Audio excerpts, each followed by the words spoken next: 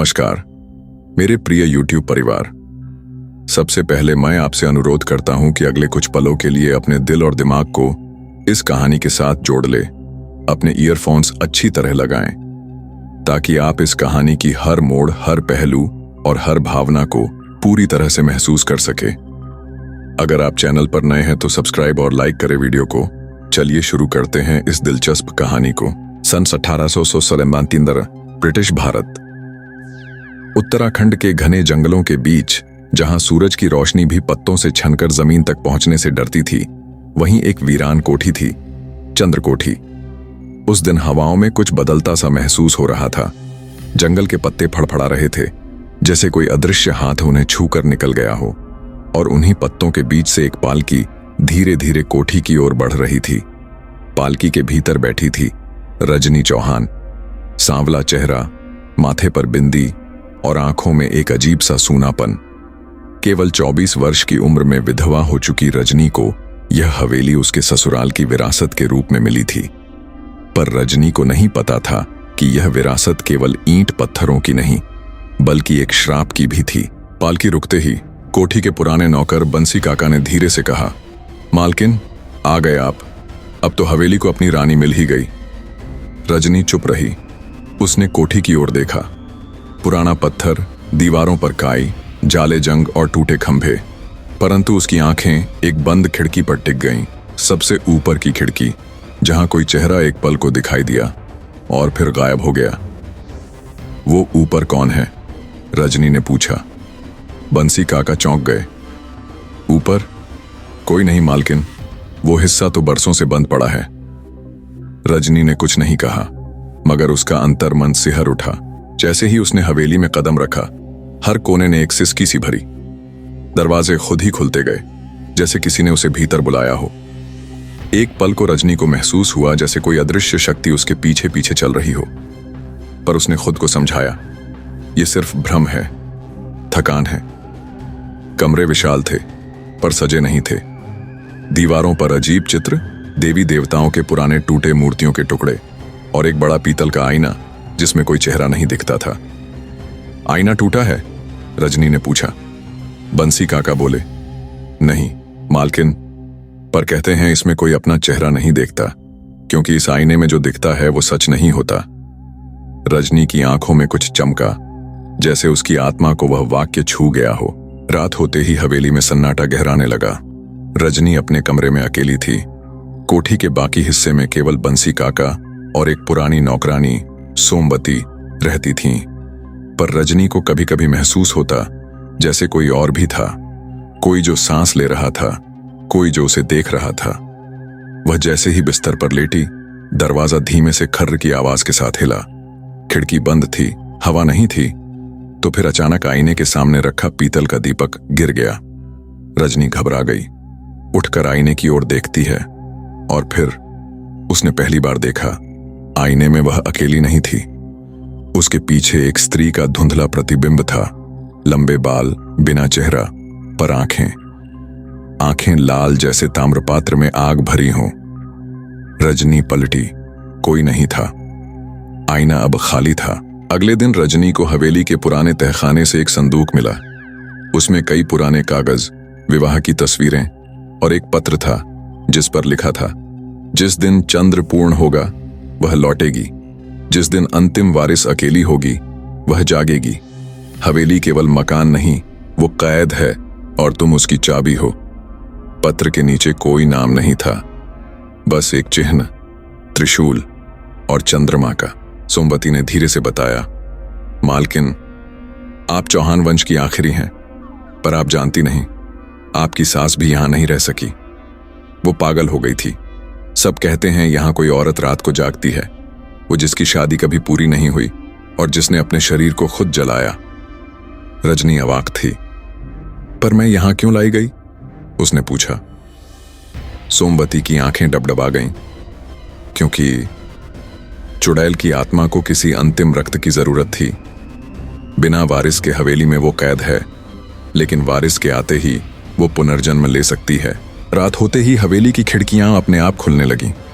हवा चल रही थी, पर पत्ते नहीं हिल रहे थे।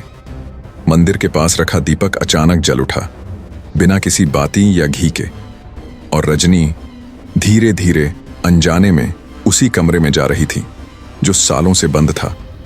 उस दरवाजे के पास पहुंचते ही उसने सुना एक धीमी आवाज जो ठीक उसके कान के पास फुसफुसाई, तू आई है बहुत देर से, अब तू मेरी है। दरवाजा खुद ही खुल गया। भीतर अंधेरा नहीं था, वहां जल रही थी चांदनी और एक परछाई दीवार पर जो रजनी की नहीं थी पर हिल रही थी। चंद्रकोठी का सबसे ऊपरी कमरा वर्षों से बंद पड़ा था। दरवाजे पर ताले थे, लोहे की मोटी जंजीरें थीं और उसके बाहर लाल रंग से कुछ संस्कृत में लिखा हुआ था, यत्र स्त्री तप प्रवृत्तम तत्र काल अपि भयभीतः। जहां स्त्री का तप जागता है वहां काल भी भयभीत होता है। पर उस रात सब खुल चुका था। रजनी ने जैसे ही कमरे में कदम रखा, एक झोंका उसकी चादर खींच ले गया। भीतर हर वस्तु ज्यों की त्यों रखी थी। एक पुराना पलंग, मटमैला आईना, टूटी चूड़ियां और एक आधा जला हुआ लाल घाघरा जिसमें अब भी हल्की महक थी, अगरबत्ती और राख की। दीवारों पर पुराने उकेरे गए चित्र थे, एक स्त्री की आकृति जिसके चेहरे को जानबूझकर मिटा दिया गया था, मगर उसके गहने और चूड़ियां अब भी तस्वीर में उभरते थे। तभी अचानक थक थक थक पीछे से कदमों की आहट आई।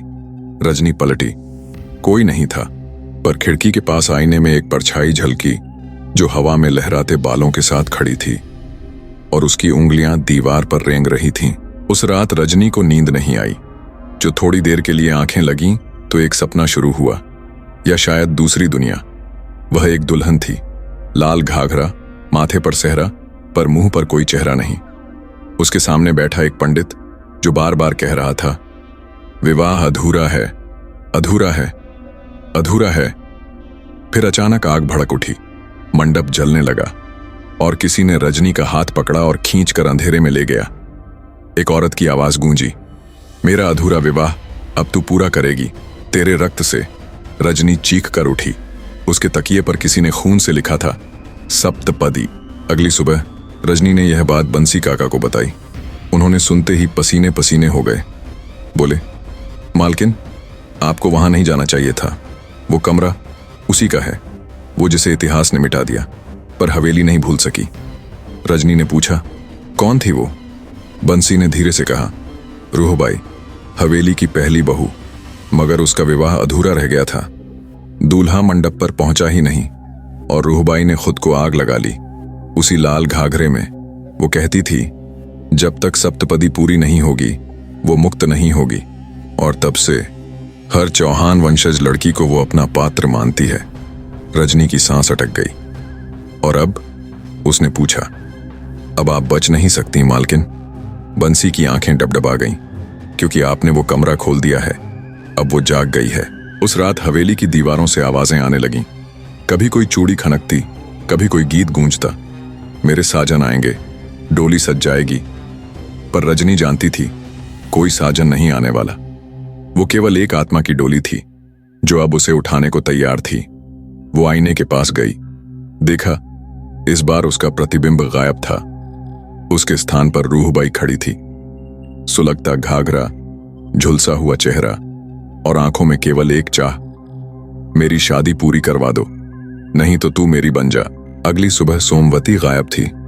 उसका कमरा अंदर से बंद मिला। दरवाजा तोड़ा गया तो अंदर कोई नहीं था, सिवाय एक टूटी चूड़ी के और दीवार पर उभरे शब्दों के, एक गई 6 बाकी हैं। रजनी अब डरती नहीं थी। वो समझ चुकी थी कि उसे 6 और स्त्रियों की बलि देकर ही बचना होगा, या फिर रूहबाई के साथ विवाह करना होगा। सोमवती की गुमशुदगी के बाद पुलिस आई थी, जांच भी हुई, मगर न कोई सुराग मिला, न कोई आवाज। केवल चंद्रकोठी की दीवारें जानती थीं कि यह कोई गुमशुदगी नहीं थी, यह पहला पग था। रजनी ने रूहबाई की पुरानी चीजें खंगालनी शुरू की। एक सीलन भरी अलमारी से एक पुराना बक्सा मिला जिसमें सप्तपदी की रस्में लिखी थीं, मगर यह कोई सामान्य विवाह मंत्र नहीं था। यह एक अधूरी आत्मा के अंधकारमय विवाह की विधियां थीं। उसमें लिखा था, जब पहला पग उठे तो कोई स्त्री अपने सारे सुख त्याग दे, तभी दुल्हन का घूंघट उठेगा, वर उसे देख सकेगा। रजनी को यह बात मजाक लगी, पर अगले ही दिन हवेली की सभी नौकरानियां अचानक बीमार पड़ गईं। बंसी काका की पोती की शादी टूट गई और रजनी का बैंक अकाउंट 0 दिखाने लगा बिना कारण। वो समझ गई पहला पग चल चुका है। रात को आईने में रजनी ने देखा, पहले उसका चेहरा था, फिर उसके पीछे एक परछाई उभरी। धीरे धीरे वह उसके ऊपर झुकने लगी। रजनी ने चिल्लाया, पर कोई आवाज नहीं निकली। आईना अब धुंधला नहीं रहा, बल्कि वो बन चुका था एक और दरवाजा। उस दरवाजे में रजनी ने एक झलक देखी, रूहबाई की बारात। घोड़े नहीं मगर धुएं से बने साए, नगाड़े नहीं मगर जलती हुई हड्डियों की थाप। दूल्हा कोई नहीं, केवल एक सिंहासन जिस पर राख जमी थी। अगले दिन गांव की एक बूढ़ी औरत मिलने आई, बाल बिखरे, मस्तक पर राख और गले में नीम की माला। उसने रजनी को देखा और कहा, तू उसकी चुनी हुई है। 7 पग पूरे होते ही वो तुझसे विवाह करेगी और तू उसकी चिरकालिक दुल्हन बन जाएगी। हर पग में एक स्त्री जाएगी या तू खुद एक पग चढ़ेगी। रजनी सिहर गई। और अगर मैं इनकार कर दूं? बुढ़िया हंसी। तो हवेली सड़ेगी, गांव उजड़ेगा और तू अधूरी दुल्हन बनकर इस कोठी की नई रूहबाई बन जाएगी। तीसरी रात कोठी की मालिश वाली गुलाबी बाई लापता हो गई। उसका कमरा खाली था, मगर दीवार पर अब लिखा था, 2 गईं, 5 बाकी हैं। साथ ही एक लहूलुहान घूंघट दीवार से चिपका था और उसके नीचे एक और मंत्र लिखा था, सप्तपदी की पहली पग पूरी, घूंघट उठ चुका है। अगला पग अब वह खुद उठाएगी। रजनी अब डर नहीं रही थी। वो जानती थी भागना समाधान नहीं था। उसे इस चंद्रकोठी के श्राप को तोड़ना होगा, लेकिन कैसे? क्या वह खुद रूहबाई की सप्तपदी पूरी करेगी किसी और को बचाने के लिए, या वह खोजेगी उस राख के दूल्हे का राज और उसे नष्ट करेगी? अभी समय था। 5 पग बाकी थे, मगर हर पग के साथ उसकी आत्मा और शरीर दोनों रूहबाई की तरह बदलते जा रहे थे। रजनी अब डर को पीछे छोड़ चुकी थी। जिस क्षण उसने स्वीकारा कि वह भाग नहीं सकती, उसी क्षण वह रूहबाई की कड़ी नहीं, उसका उत्तर बन गई थी। अब उसका एक ही लक्ष्य था, उस राख के दूल्हे की सच्चाई जानना। हवेली के तहखाने में एक पुराना संदूक मिला जो लोहे की कीलों से बंद था। उसके भीतर एक गुलाबी कागज पर लिखा था, रूहबाई और तारणेश्वर। तारणेश्वर, ये नाम इतिहास में कहीं दर्ज नहीं था, न चौहान वंश की पुस्तकों में, न गांव की जनश्रुति में। रजनी को बंसी काका से पूछना पड़ा। बंसी काका की आंखों में आंसू थे। मालकिन, तारणेश्वर इस हवेली का सबसे बड़ा रहस्य है। वो कोई आम वर नहीं था, वो था एक चंद्रगुप्त योद्धा जिसे त्रिशंकु योनि का शाप लगा था। रजनी ने चौंक कर पूछा, त्रिशंकु योनि? हाँ, न जीवित न मृत।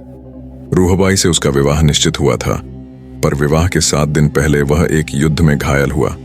उसके शरीर को जला दिया गया, पर उसकी आत्मा अधूरी रह गई। और रूहबाई? उसने विवाह की जिद ठान ली। कहा, मैं 7 फेरों में उसकी आत्मा से जुड़ूंगी। मगर यह प्राकृतिक नहीं था। विवाह अधूरा रह गया और रूहबाई अपने प्रेम में शापित दुल्हन बन गई। उस रात रजनी के कमरे में तेज बर्फीली हवा चली और जब उसने आईना देखा, उसमें पहली बार एक पुरुष आकृति उभरी। लंबा कद, युद्ध का कवच, जली हुई त्वचा और आंखों में एक सूनापन। आईने पर शब्द उभरे, मैं तारणेश्वर हूं, मेरी आत्मा मुक्त कर दे, नहीं तो रूहबाई तुझसे 7 फेरे ले लेगी। रजनी ने अगली सुबह हवेली के पुराने नक्शे खंगाले और पाया कि एक मंदिर था, नागेश्वरी शिला के पीछे, जहां कभी तारणेश्वर ने अंतिम बार रूहबाई से मिलन किया था। वह मंदिर अब जर्जर था, लेकिन भीतर एक राख की समाधि थी और पास में एक पत्र दबा हुआ, जो सप्तपदी का अधूरा प्रण तोड़ेगा वही मुक्त होगा, अन्यथा दुल्हन बदलेगी, श्राप शाश्वत रहेगा। रजनी ने समझ लिया, उसे रूहबाई के विवाह को तोड़ना होगा, न कि उसे पूरा करना। पर कैसे? उस रात हवेली में अंधेरा छा गया। दीवारें कांपने लगीं। हवाओं में चूड़ियों की कराह, पायल की धमक और रूहबाई की दहाड़ थी। कौन है जो मेरे व्रत को भंग करेगा? सप्तपदी पूरी होनी ही होगी। रजनी भागकर अपने कमरे में आई और देखा उसकी देह पर घूंघट अपने आप उतर गया है। अब वह घूंघट रजनी का था और रूहबाई पीछे खड़ी थी, बोल रही थी, अब अगला पग तू चलाएगी या मैं तुझे चिता पर सजा दूं। घड़ी की सुई जैसे रुक गई थी।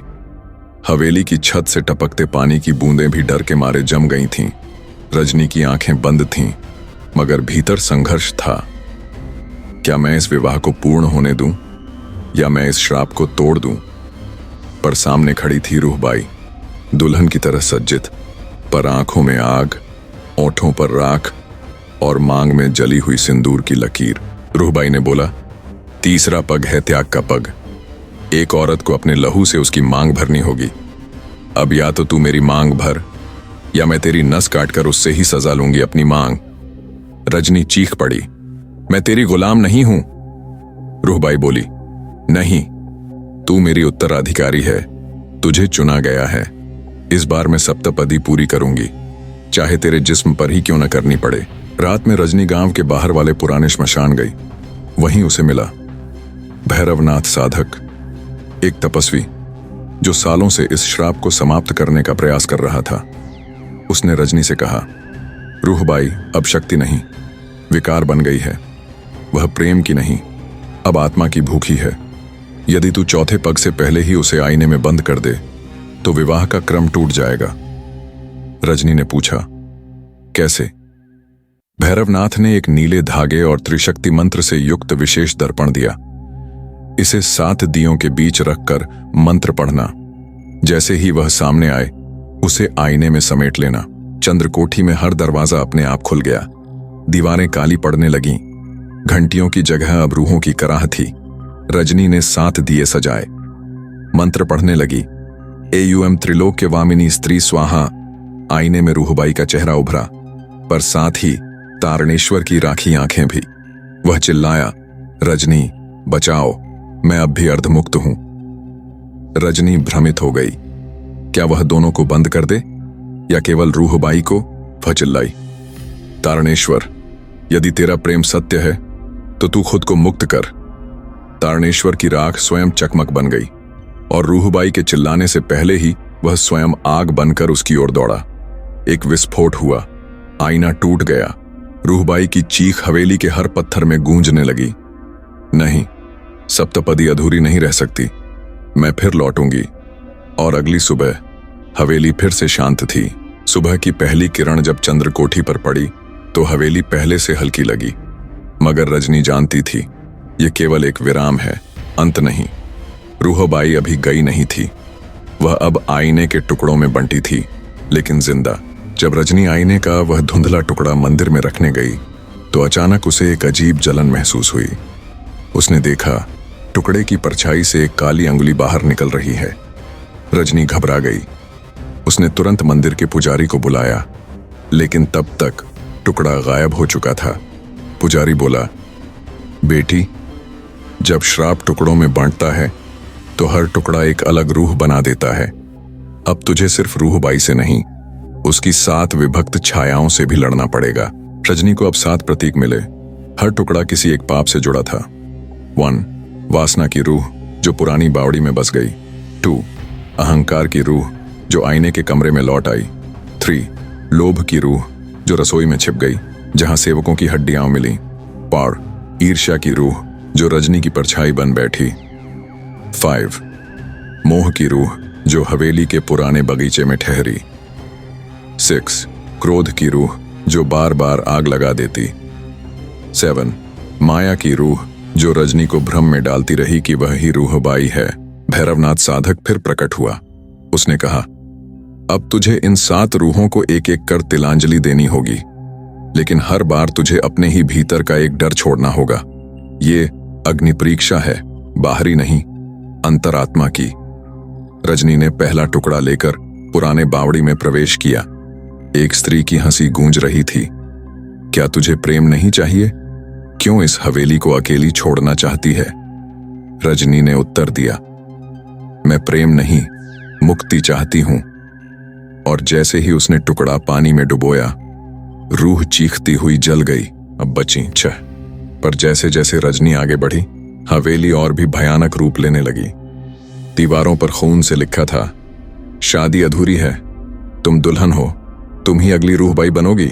रजनी को अब अगली रूह का सामना करना था, ईर्ष्या की रूह।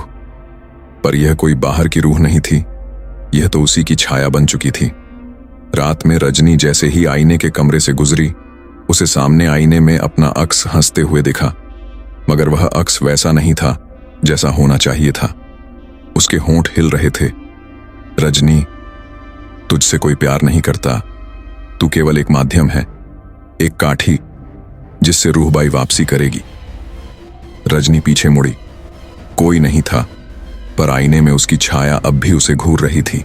रजनी ने आंखें बंद की और मंत्र पढ़ा, एयूएम आत्मशुद्धि स्वरूपिण्य नमः। आईने में बिजली कौंधी, छाया तड़पने लगी, पर फिर छाया चिल्लाई, मैं ही तेरा आत्मविश्वास हूं, मुझे मिटाया तो तू टूट जाएगी, मुझे स्वीकार कर, तभी तू अगली रूह को हरा पाएगी। भैरवनाथ साधक की आवाज गूंजी, रजनी, आत्मा को बचाना है तो छाया को समर्पित करना होगा, मगर भीतर समन्वय से, संघर्ष से नहीं, समझ से। रजनी ने आईने को नीचे रखा। वह छाया के सामने खड़ी हो गई और बोली, हां, तू मेरा भय है, मेरा संदेह है, पर मैं तुझसे डरती नहीं, तुझे गले लगाती हूं ताकि मैं पूर्ण बन सकूं।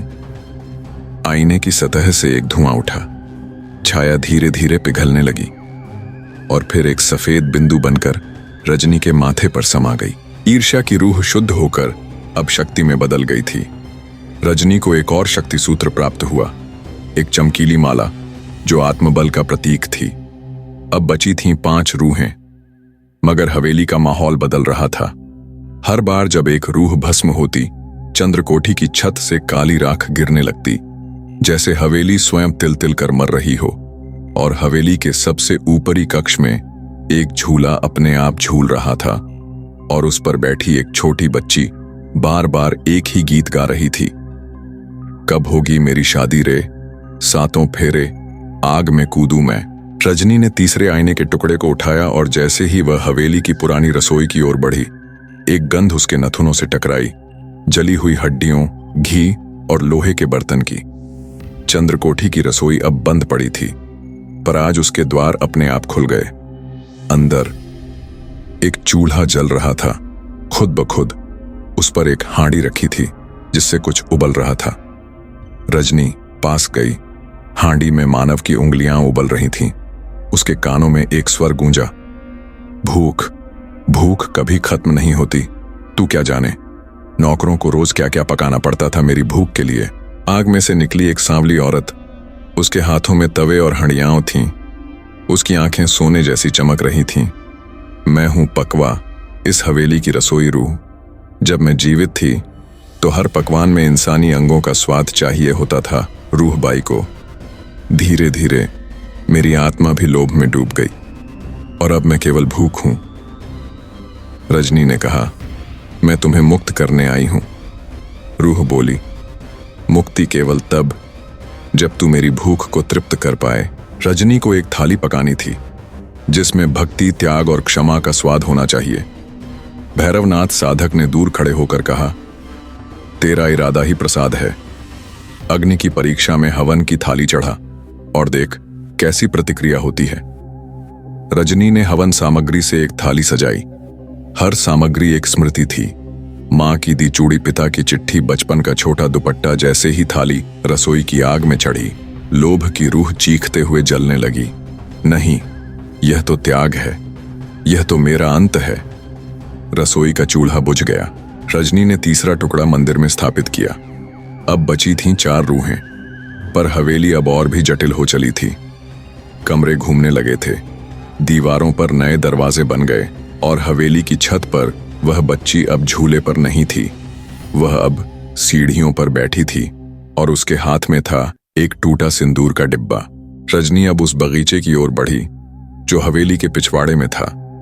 यह वही बगीचा था जहां कभी चंद्रकोठी की रानी के कदम पड़े थे। आज भी वहां कई रंग बिरंगे फूल खिले थे, लेकिन इन फूलों की गंध मोह की परछाई सी थी। यहां हर बगीचा, हर पौधा गहरे लाल रंग में लिपटे थे, जैसे किसी ने उन्हें खून से रंग दिया हो। जैसे ही रजनी ने कदम रखा, एक हल्की सी गुनगुनाहट सुनाई दी, तुमसे तो मैं कभी दूर नहीं जा सकती, हर श्वास में तुम हो, हर धड़कन में तुम हो। आगे बढ़ते हुए रजनी ने देखा, बगीचे में एक पानी से भरी बंसी थी जिसमें नीले फूल उग रहे थे। फूलों में हर रंग की एक एक याद छुपी हुई थी, यादें जो रजनी के जीवन की थीं, रजनी के प्रेम की थीं। पर जब वह बगीचे में और गहरे चली तो उसकी आंखों में यह दृश्य बदलने लगा। वह नीला पानी अब काला हो चुका था। वह अचानक एक गहरे जंगल में थी। वहां हवा के झोंके ने उसे थपथपाया और आवाज आई, क्यों छोड़ दिया तुमने मुझे? रजनी ने पलटकर देखा। वह सोनाली थी, उसका सबसे पुराना प्रेम। वह यहां कैसे आई? सोनाली की आंखों में वही दर्द था, वही पुरानी मोहब्बत जिसे रजनी ने कभी छोड़ दिया था। तुम मुझसे नहीं मिल सकती रजनी, मैं सिर्फ तुम्हारे यादों में हूं। तुम चाहती हो मैं शापित रहूं और तुम मुक्ति पाओ। ये दूरियां ही हैं जो हमें पकड़े रखती हैं। रजनी ने कहा, यह मोह ही तुम्हारी रूह है जिसे मैं आजाद करूंगी। सोनाली मुस्काई और बोली, तुम मुझसे ज्यादा प्यार करती हो। अब नहीं, रजनी ने दृढ़ता से कहा, अब मैं तुम्हारे मोह से नहीं बंध सकती, मुझे आगे बढ़ना है। रजनी ने जैसे ही उस पुराने फूल को उखाड़ा और उसे बगीचे की धूल में मिलाया, सोनाली की रूह जलते हुए राख में बदल गई। सभी रंग रूप मिट गए। बगीचा अब सूखा और उजादा था, पर रजनी ने महसूस किया वह अब मुक्त थी। जब रजनी ने चौथे आईने के टुकड़े को स्थिर किया तो अचानक हवेली का दृश्य बदलने लगा। गहरे बादल घेरने लगे थे और हवेली की दीवारें दबी सी लगने लगीं। अब बची थीं 3 रूहें, लेकिन रजनी का आत्मबल अब और भी मजबूत हो चुका था। चंद्रकोठी की ध्वनि अब मानो एक पुरानी गाथा गा रही थी। क्या तुम अगले 2 रूहों को भी समाप्त कर पाओगी? अगर आपको ये कहानी अच्छी लगी हो तो हमारे चैनल को चेक करें। ऐसे ही दिलचस्प वीडियोस के लिए और शेयर करें। अपने दोस्तों मैं धन्यवाद।